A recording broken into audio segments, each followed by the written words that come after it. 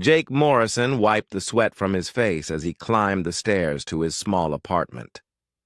The Denver heat had been brutal that day, and his work boots felt like they weighed 100 pounds each. He had spent 12 hours pouring concrete for a new office building downtown. His back ached, his hands were sore, and all he wanted was a cold beer and his bed. He pushed open the door to his apartment and dropped his tool belt on the kitchen counter. The place was small, but clean. Jake lived alone and liked it that way. No one to bother him, no one to complain about his messy habits. He grabbed a beer from the fridge and drank half of it in one long gulp. The air conditioning was broken again. Jake cursed under his breath and opened all the windows. A slight breeze came through, but it did not help much. The apartment felt like an oven. He peeled off his work shirt and threw it into the laundry basket. His jeans followed.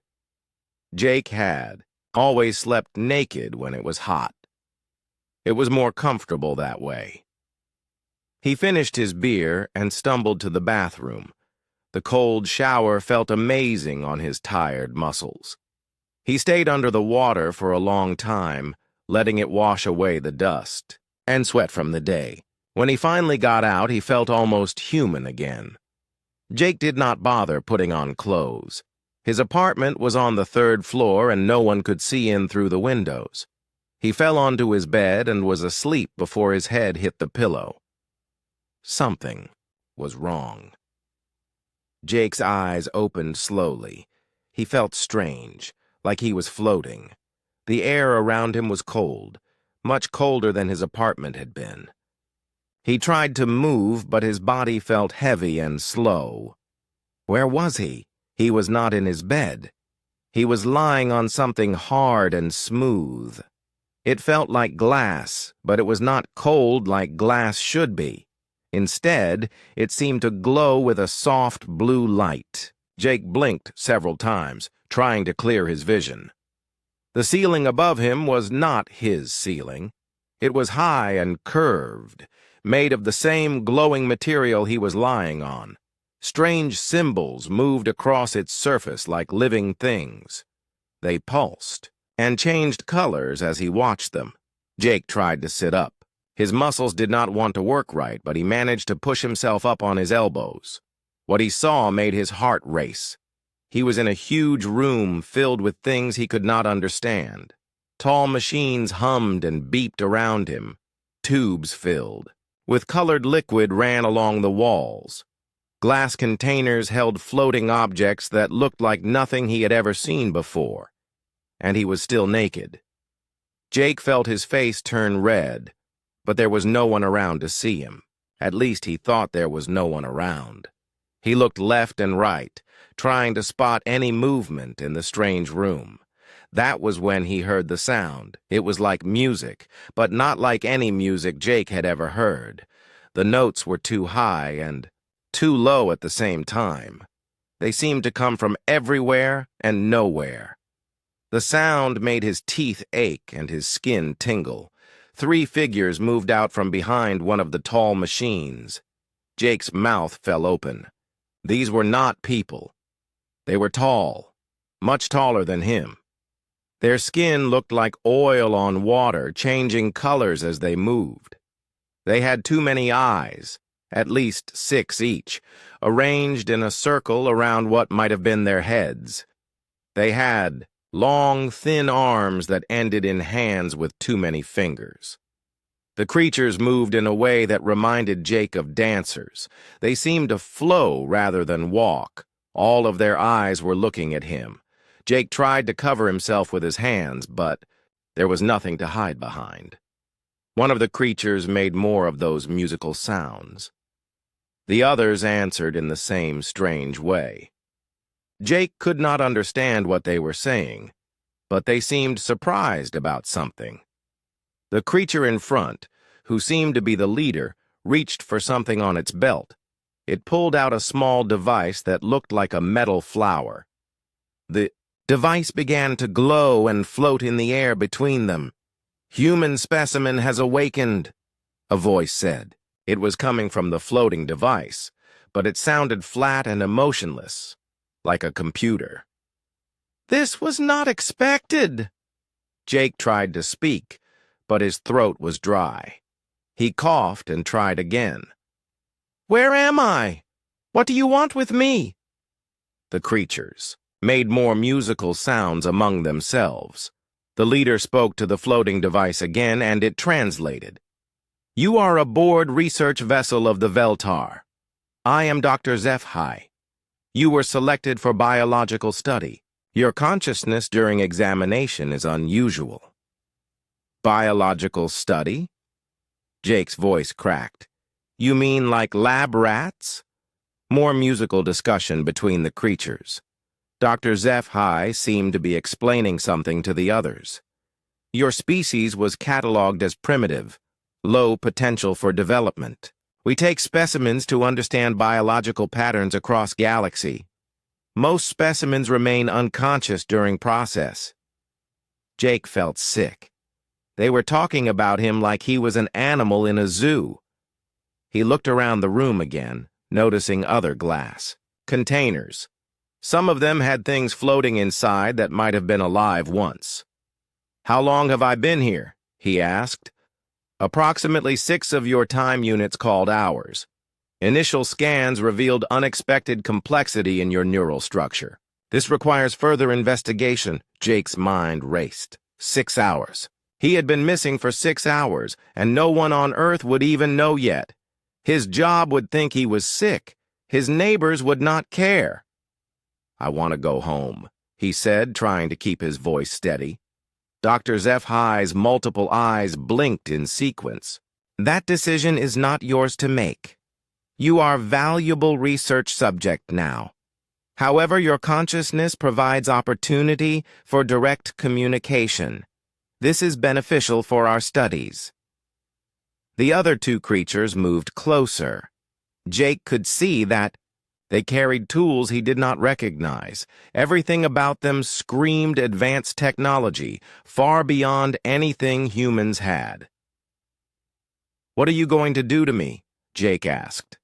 "We will learn," Dr. HFY replied through the translator. "And perhaps you will learn as well. Your species may be more interesting than we first believed." Jake looked down at himself, still naked and helpless, on the strange, glowing table. He was alone, millions of miles from home, surrounded by aliens, who saw him as nothing more than a lab specimen. But he was alive and he was conscious. That had to count for something. Dr. HFY moved around the glowing table where Jake lay. The alien's many eyes studied him like he was a puzzle to solve. Jake tried to stay calm, but his heart was beating so fast he thought it might explode. "Your neural activity is most unusual," Dr. HFY said through the floating translator. "Our scanning equipment experienced multiple malfunctions during initial examination." "Maybe your equipment is broken," Jake said, trying to sound braver than he felt. The other 2 aliens made musical sounds that almost seemed like laughter. Dr. HFY's eyes blinked in that strange sequence again. "Our equipment has functioned perfectly for over 3,000 of your years. We have studied 847 different species across this galaxy. None have caused such disruption to our systems." Jake shifted on the hard surface. "What kind of disruption?" Brain pattern analysis became impossible. Cognitive mapping failed. Even basic biological readings required constant recalibration. Dr. HFY paused, making soft musical tones. It was as if your mind refused to be properly categorized. One of the other aliens approached with a device that looked like a giant metal butterfly. It hovered over Jake's head, making quiet humming sounds. Lights flashed across its surface in patterns that hurt to look at. "Fascinating," Dr. HFY said. "Even now, the readings are inconsistent. Tell me, human Jake Morrison, what were you thinking about when you lost consciousness?" Jake thought back to falling asleep in his apartment. I was tired, hot. I just wanted to sleep. No complex thoughts, no deep contemplation about your existence or purpose. I was thinking about how much my back hurt and how I needed to fix my air conditioning. The aliens exchanged more musical sounds. This seemed to excite them greatly. This explains much, Dr. HFY said. Most species, when faced with deep fatigue or stress, engage in complex mental processes. They analyze, plan, worry about future events. But you simply accepted your situation and rested. Is that bad? It is unprecedented. Your mind operates in ways we do not understand. This requires further study. Jake was getting tired of being studied. Look, I don't know what you want from me, but I'm just a regular guy. I build things, I go to work, I watch TV, I'm nothing special. Dr. HFY made a sound that the translator did not convert. The alien seemed frustrated. You misunderstand our purpose, Dr. HFY finally said. We are not studying you for entertainment. We catalog species to understand their potential contribution to galactic society. Most species follow predictable evolutionary paths. They develop certain technologies, certain social structures, certain ways of thinking. And humans don't? Humans are chaotic. Your development makes no sense according to established patterns. You should not have achieved spaceflight with your current social organization. You should not have developed complex technology while maintaining such primitive emotional responses. Jake frowned. Primitive emotional responses? You still experience anger, fear, love, hope. Most advanced species have evolved beyond such inefficient feelings. They make decisions based on logic and calculation. And that's better? Dr. HFY's eyes focused on him. It is more predictable, more stable, less likely to result in self-destruction. A new sound echoed through the chamber. It was different from the musical tones the aliens made. This sound was more familiar, more human. Let me through. I told you I wanted to see him. The voice was female, speaking English with a slight accent. Jake tried to sit up further, looking toward the source of the sound. A woman walked into view, flanked by two more Veltar. She was Asian, maybe 30 years old, wearing a strange silver outfit that looked like it was made of the same material as the glowing table. Her hair was longer than it should be if she had been here only a short time. "Oh, thank God," she said when she saw Jake. "Another human. Are you okay?" "I'm naked on an alien table being studied like a lab rat," Jake said. "So I've been better." The woman almost smiled. "I'm Lisa Park. Dr. Lisa Park. I was a xenobiologist at Stanford before this. How long have you been here?" 4 months, Lisa said. "Earth time." Jake felt cold. 4 months. That was a long time to be a prisoner.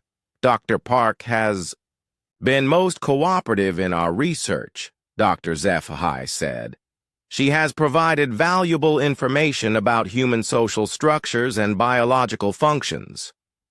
I've been trying to make them understand that humans are more than just primitive animals, Lisa said. Her voice had an edge to it. But they keep insisting we're too chaotic and emotional to be useful. Useful for what? Jake asked. Lisa looked at Dr. HFY, who made several musical tones. The alien seemed to be considering something. "Perhaps it is time to explain our true purpose," Dr. HFY said. "Dr. Park, you may inform the new specimen of the current situation." Lisa's face became serious. "Jake, right? Jake. What I'm about to tell you is going to sound crazy, but it's real. There's something coming. Something that's been destroying civilizations across the galaxy. What kind of something? They call them the Devourers. They're not like any species we know. They consume entire planets, entire solar systems. They've wiped out dozens of advanced civilizations in the past few years. Jake felt his stomach drop. And they're coming here? They're coming everywhere, Lisa said. The Veltar and other species have been preparing for them. They've been studying different races, looking for allies, looking for any advantage they can find. Dr. Zephi moved closer. The Devourers adapt to any strategy used against them. They learn, they evolve, they counter every tactic within hours. Civilizations with technology thousands of years ahead of your own have fallen to them. So why study humans? Jake asked. If we're so primitive? Because primitive does not always mean weak, Dr. Zephi said. Your species has survived ice, ages, plagues, wars, natural disasters. You have thrived in environments that would destroy other species. You adapt in ways that make no logical sense. Lisa nodded. I've been trying to tell them that human unpredictability might be exactly what's needed against an enemy that adapts to conventional strategies. But they don't believe you? They think chaos equals weakness, Lisa said. They can't understand how disorder can be a strength. Dr. Zephi made more musical sounds. The evidence suggests otherwise. Your neural patterns, Jake Morrison, are unlike anything we have encountered. Even in your current vulnerable state, your mind continues to function in ways our computers cannot predict. Jake looked down at himself, still naked and exposed. You're talking about fighting some kind of galactic threat, and I'm a construction worker who can't even fix his air conditioning. Perhaps that is precisely why you are important, Dr. Zephi said. The Devourers have defeated the galaxy's greatest minds, its most advanced technologies, its most sophisticated strategies. They have never faced a mind that thinks about broken air conditioning while confronting the unknown. Jake was quiet for a long moment. The whole situation was insane. Yesterday, his biggest worry was whether he would have enough money to pay rent. Now, he was supposedly humanity's hope against alien destroyers. What happens now? He asked. Dr. Zephi's eyes looked at something Jake could not see. Now, we find out if human chaos is strong enough to save the galaxy. The Veltar finally gave Jake some clothes. They were made of the same silver material as Lisa's outfit, but they felt strange against his skin. The fabric seemed to move on its own, adjusting to his body temperature and shape. It's smart clothing, Lisa explained as they walked through the corridors of the alien ship. It reads your biological signals and adapts. Took me weeks to get used to it.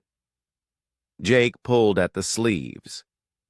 The material felt alive, which made his skin crawl. I'd rather have my old jeans back. Good luck with that.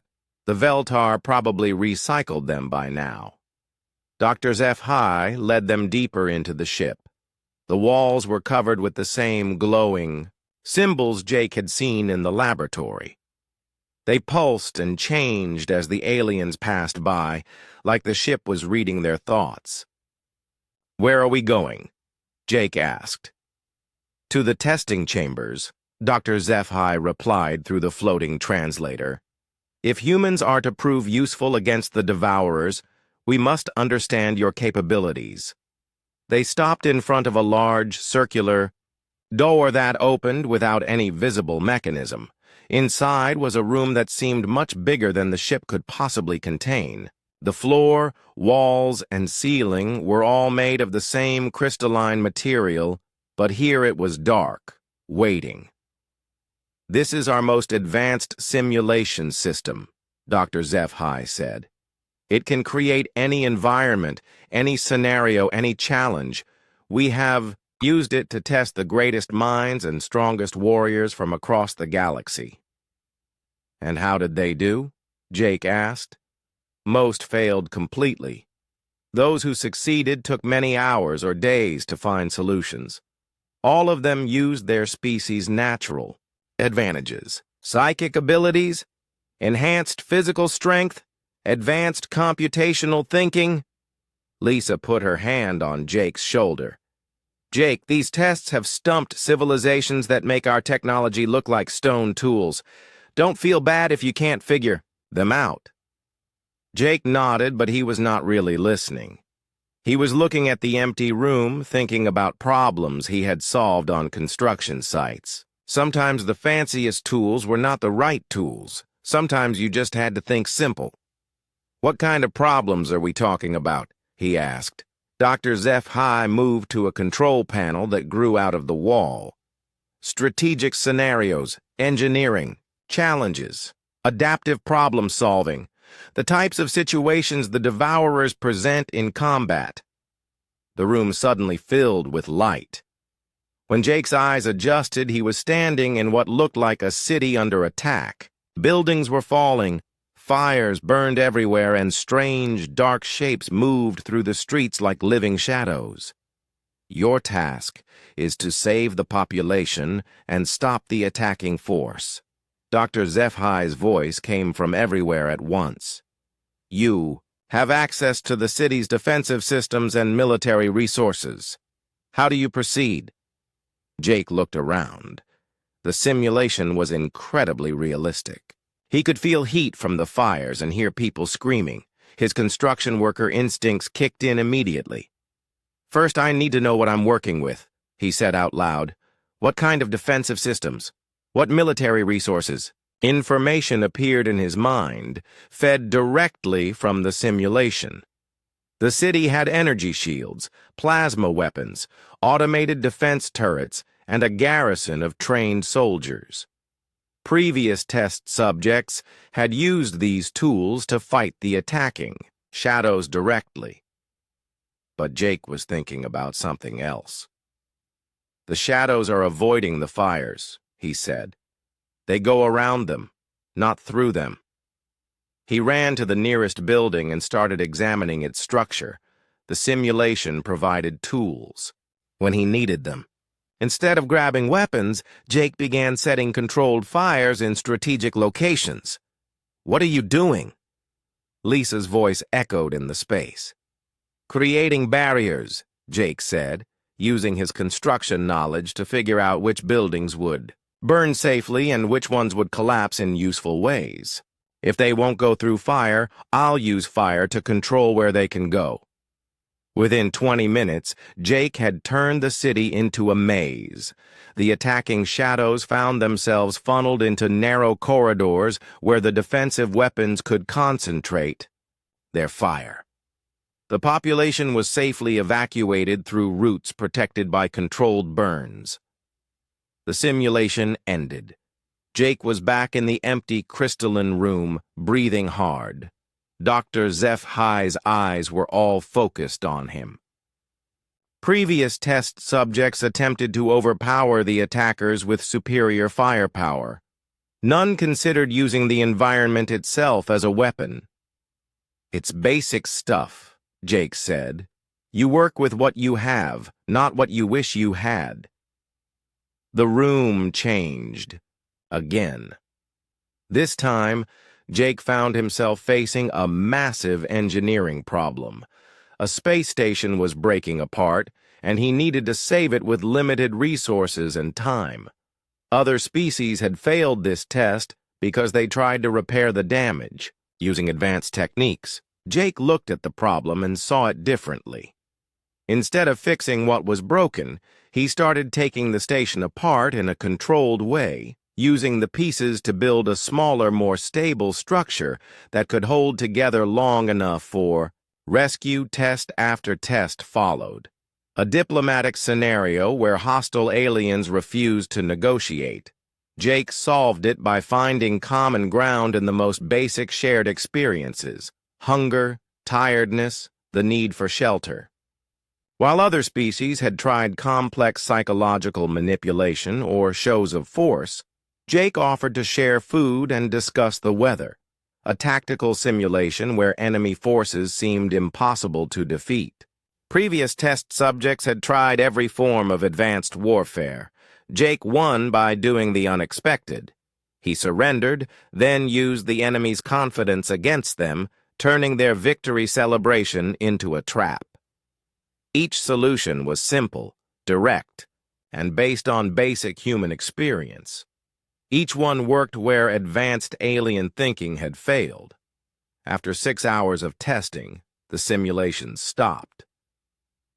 Jake stood in the empty room, exhausted but oddly satisfied. The problems had been like puzzles, and he had always been good at puzzles.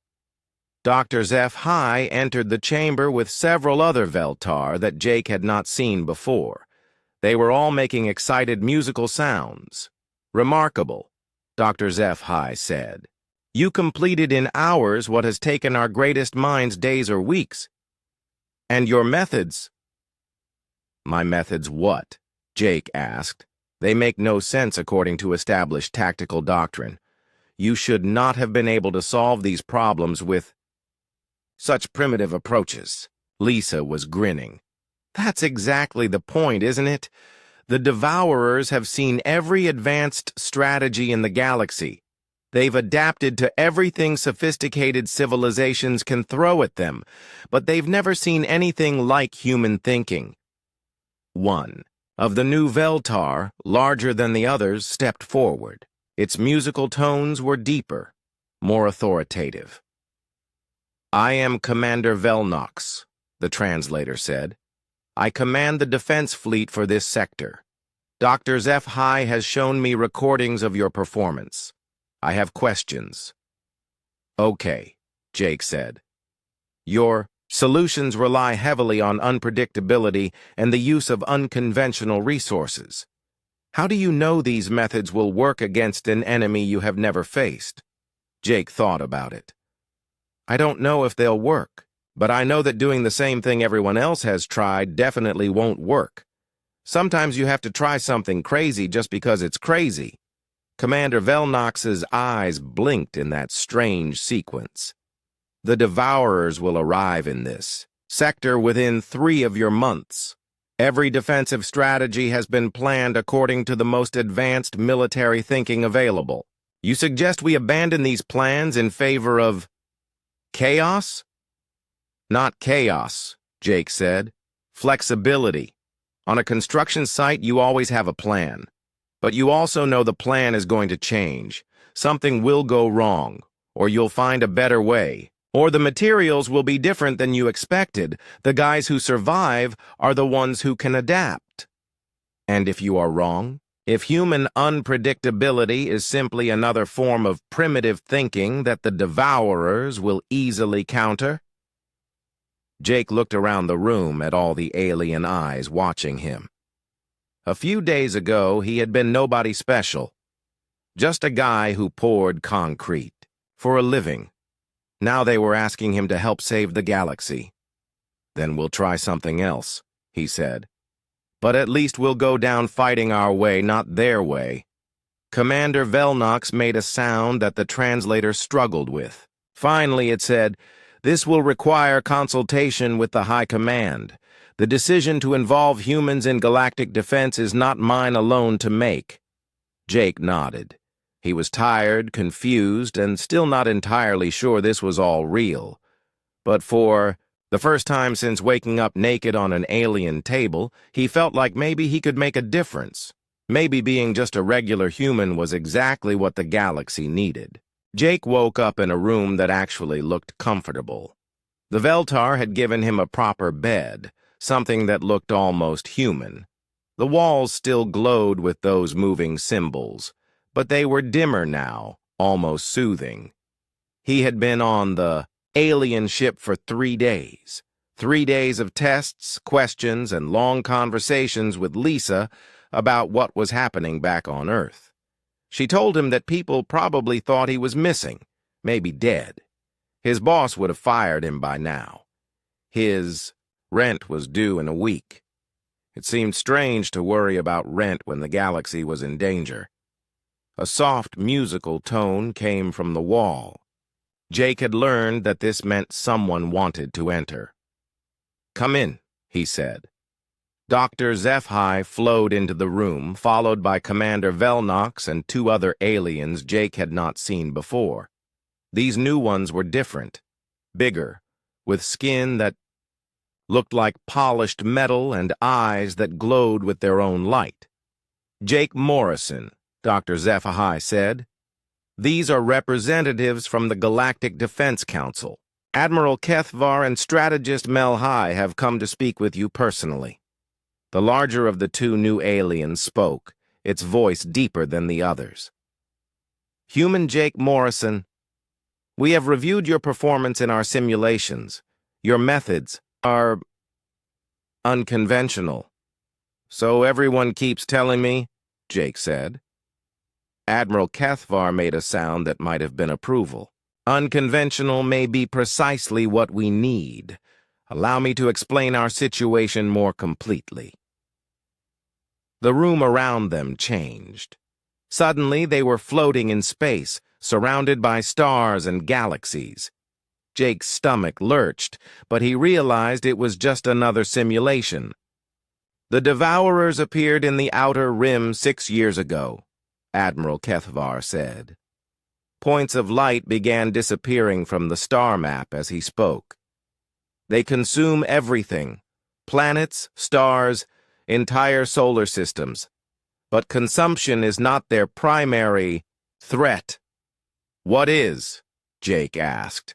Strategist Melhi answered. "Adaptation. They learn from every encounter. Watch." The simulation showed a battle between the Devourers and what looked like a massive alien fleet. The good guys had energy weapons that seemed incredibly powerful. At first, they were winning.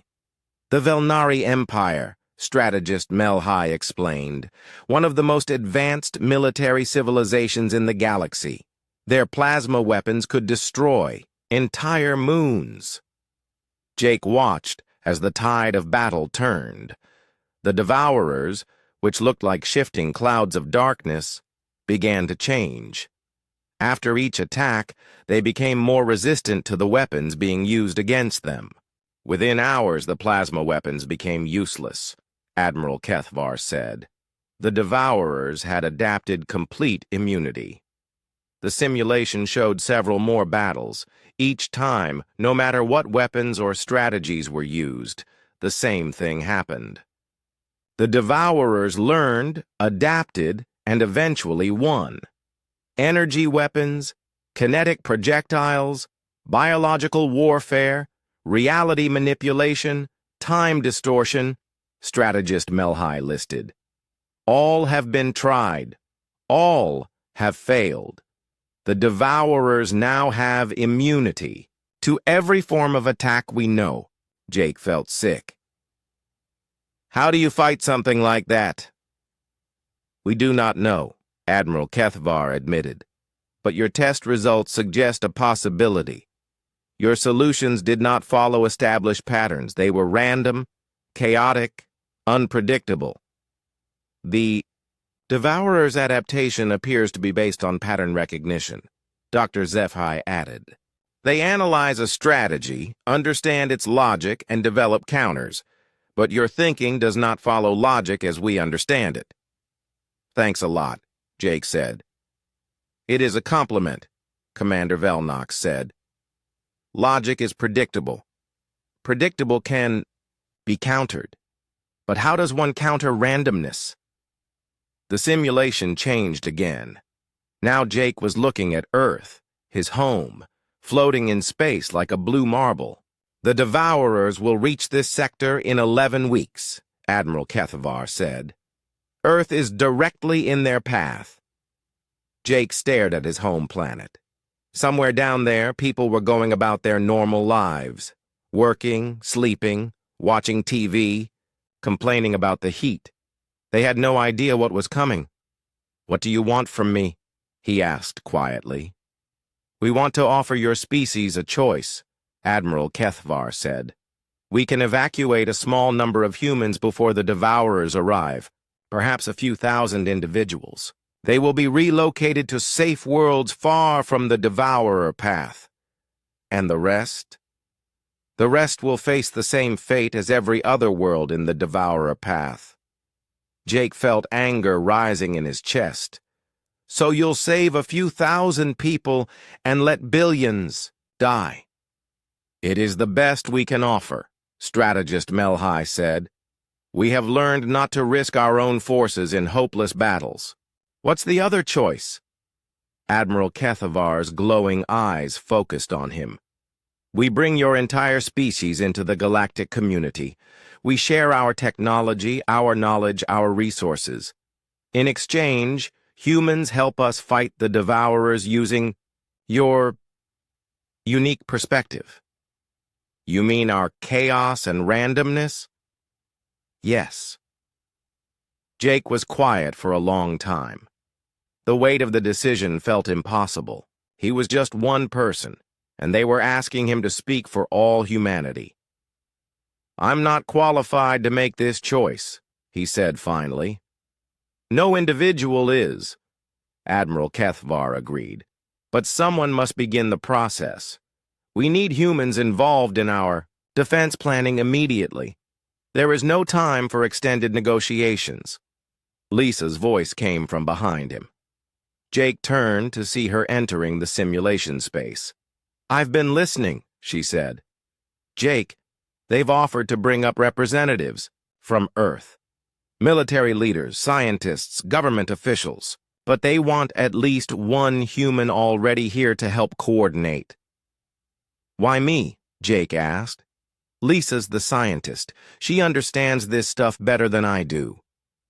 Because I think like a scientist, Lisa said. I try to understand, to categorize, to find logical explanations. That's exactly the kind of thinking the devourers can predict and counter. Dr. Zeph High moved closer. Your value lies not in what you know, but in how you think. A construction worker approaches problems differently than a scientist or a soldier or a politician. What exactly are you asking me to do? Admiral Kethavar gestured, and the simulation changed again. Now Jake was looking at massive space stations, fleets of ships, and what looked like construction projects on a scale he could barely comprehend. Help us build defenses that make no sense, Admiral, Kethavar said. Design strategies that have no logical foundation, create chaos that even we cannot predict. And if it doesn't work, then humanity dies with the rest of us, but at least we will have tried something new.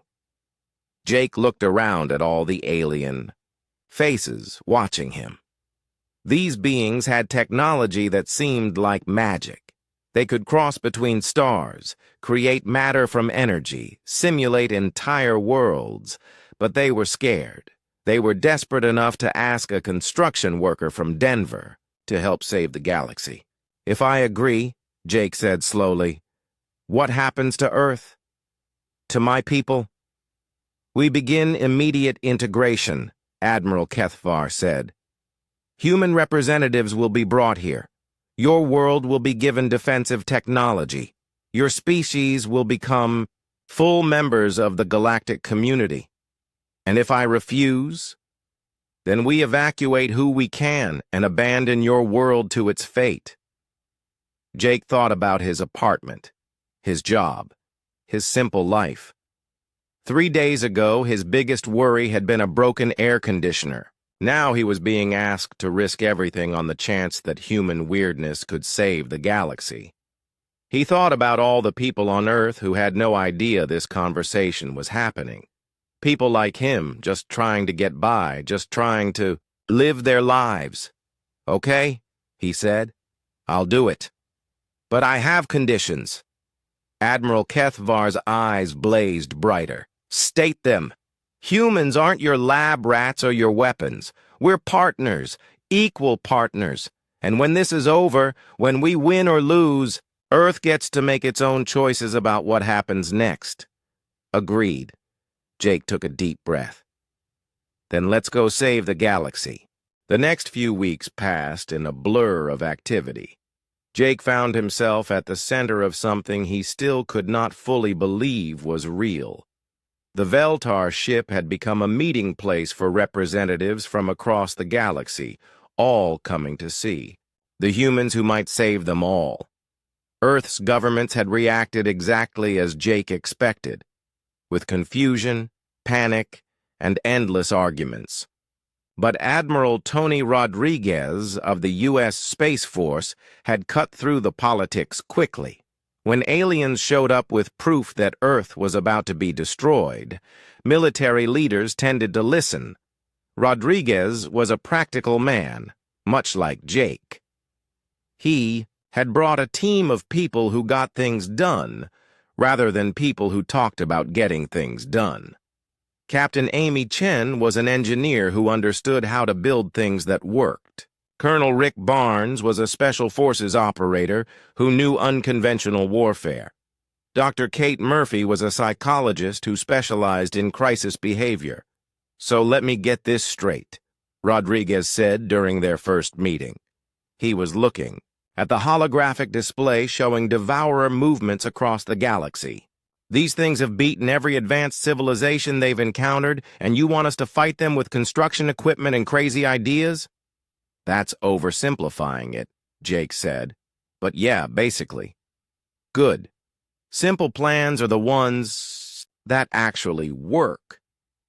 Captain Chen had been studying the alien technology with the enthusiasm of someone who loved solving puzzles. The Veltar engineering is incredibly advanced, but it's also incredibly complex. Every system has backup systems and redundancies. It's elegant, but it's predictable. The Devourers have learned to counter elegant and predictable, Jake said. Exactly. So we build something ugly and unpredictable. Chen grinned. I can work with ugly. Colonel Barnes was more skeptical. I've read the battle reports. These Devourers adapt to every tactic within hours. How do we stay ahead of something that learns that fast? We don't stay ahead, Jake said. We stay weird. Dr. Murphy nodded. Human psychology is incredibly diverse. Even we don't fully understand why people make the decisions they do. If we can't predict our own behavior, how can an alien intelligence? The planning sessions were unlike anything the galaxy had ever seen. Traditional military strategy was thrown out in favor of approaches that seemed almost random. Instead of trying to build the strongest possible defenses, they built defenses that changed constantly. Instead of following established tactical doctrine, they created new rules for every situation. Jake found himself working with alien engineers to design space stations that looked like they had been built by children with spare parts.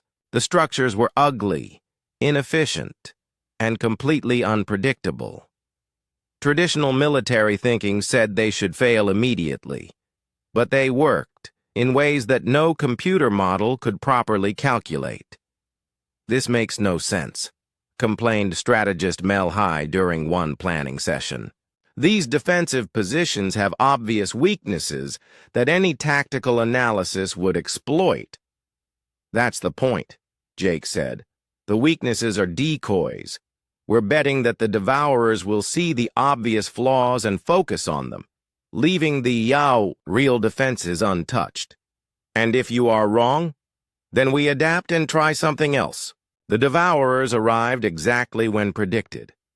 Jake stood on the bridge of the first human starship, a vessel that looked like someone had welded together pieces from a dozen different alien technologies. Earth had named it the Pioneer, and it was as chaotic and unpredictable as everything else humans had contributed to the defense effort. The enemy came as a cloud of darkness that seemed to swallow light itself. Where it passed, stars dimmed and space itself seemed to twist. Jake watched on the main screen as the Devourer force approached their first line of defense. All stations report ready, Captain Chen said from her position at the engineering console. though I'm still not sure what exactly we're ready for. That's the idea, Jake said. The Devourers hit the outer defensive perimeter and immediately began analyzing it. Jake could see them changing, adapting to the energy weapons and defensive screens they encountered. Within minutes, they had developed immunity to the standard attacks. But then they hit the human-designed sections. The first Devourer probe encountered a space station that suddenly exploded. Not from enemy fire, but from its own reactor going critical. The explosion looked like an accident, like poor human engineering. The Devourers learned to avoid similar-looking structures, which was exactly the trap Jake had hoped for. The second wave of Devourers found themselves facing weapons that made no tactical sense. Human crews launched salvos of debris, literally garbage mixed with explosives, at enemy formations. The attacks were completely random, with no pattern or strategy the Devourers could analyze. They're trying to adapt to our chaos, Dr. Murphy reported from the psychology station. But there's nothing to adapt to. We're not following any pattern. Status report, Admiral Rodriguez demanded. Outer perimeter is holding, Colonel Barnes said. Enemy forces are showing confusion behavior. They keep trying to analyze our defensive strategy, but there isn't one. The battle continued for hours. Every time the Devourers seemed to understand what the humans were doing, the humans did something different. Jake coordinated the defense like he was managing a construction site, making decisions on the fly, adapting to problems as they came, up, using whatever materials were available. The turning point came when Jake realized the Devourer's greatest weakness. They're too smart, he said suddenly. What do you mean? Lisa asked. She had been monitoring the alien communication channels. They can't help themselves. They see a problem, they analyze it, they find the logical solution. But what if the logical solution is wrong? Jake opened a communication channel to all human forces. This is Morrison. New plan. I want everyone to do the stupidest thing they can think of. Make it look like we're retreating in complete panic. Are you serious? Rodriguez asked. Dead. Serious. Make it look like we've lost our minds. What followed was the most convincing fake retreat in galactic history. Human ships fled in apparent terror, leaving behind equipment and supplies. Some ships even broadcast distress calls claiming their crews had mutinied. To any logical observer, it looked like the human defense had completely collapsed. The Devourers, convinced they had won, pursued the fleeing humans into what appeared to be a death trap, a narrow asteroid field where the human ships would be easy targets. But Jake had spent weeks preparing this trap. The asteroids were not natural. They were human-built weapons disguised to look like rocks. The fleeing human ships led the Devourers into the perfect position. Now, Jake said quietly, the asteroid field exploded. Not with high-tech energy weapons that the Devourers could adapt to, but with old-fashioned chemical explosives and kinetic projectiles. Thousands of tons of simple, stupid, human-made destruction. The Devourers, caught completely off guard by the sheer illogical nature of the trap, took devastating losses. For the first time in the war, they were forced to retreat. The bridge of the Pioneer erupted in cheers. Jake sat back in his chair, hardly believing it had worked. Status of Devourer forces? Admiral Rodriguez asked. Retreating toward the outer system, Colonel Barnes reported. They're regrouping, probably trying to figure out what the hell just happened. They'll be back, Dr. Murphy said, and they'll have learned from this encounter. Good, Jake said. Let them learn. We'll just do something different next time. Over the following months, word of the human victory spread across the galaxy. Species that had given up hope began to believe again. The chaotic, unpredictable humans had done what thousands of years of advanced civilization could not. They had beaten the Devourers. Jake found himself standing on the bridge of Earth's first true starship, watching as representatives from dozens of worlds arrived to form new alliances. The naked construction worker who had woken up on an alien table was now Admiral Jake Morrison, humanity's first galactic military advisor. "Any regrets?" Lisa asked, joining him at the view screen. Jake thought about his old life, his small apartment, his simple job. It seemed like a dream now, something that had happened to someone else. "I miss my old bed," he said. "And I never did get my air conditioning fixed." Lisa laughed. "I think you can afford a new apartment now." Jake nodded, watching the stars. Humanity had taken its place among the galactic community not through superior technology or ancient wisdom, but through the simple ability to be unpredictable. To be human. "You know what the funny thing is?" Jake said. "What?" "I still don't really know what I'm doing. I'm just making it up as I go along." "That's exactly why it works," Lisa said. Jake smiled. Sometimes the best qualification for saving the galaxy was not knowing you were qualified at all. Sometimes you just had to wake up, naked and confused, and figure out how to build something that worked, even if it made no sense to anyone else. The stars stretched out before them, full of possibilities and new problems to solve. Jake was ready, for all of them. After all, he was human. Being ready for the impossible was what humans did best.